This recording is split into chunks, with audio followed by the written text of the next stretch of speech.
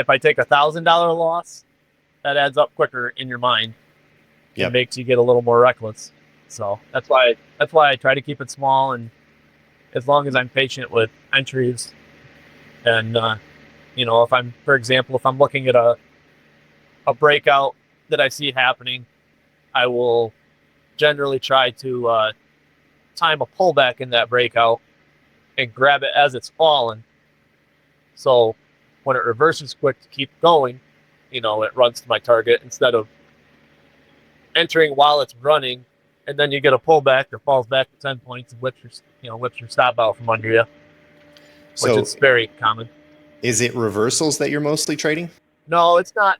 I wouldn't call it reversals by any means. I trade everything. I'm not an ICT. I'm not any like special strategy or anything like that. It's just Price hey, it action. looks like that price wants to go up, so I'm gonna go along when I get a good little pullback here. Okay.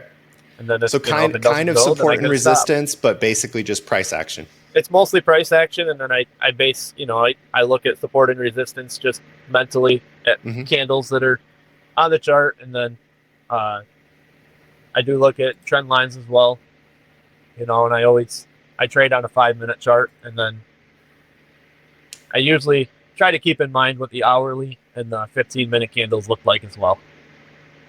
Got it. So frame though, after you've done the higher time frame analysis? Yeah, I only trade on the 5-minute. 5-minute chart. Got it. Yep. That makes sense. So what are you doing at the moment to stay more consistent and disciplined? I feel like every time I go to more accounts like I've been doing, I get a little less disciplined.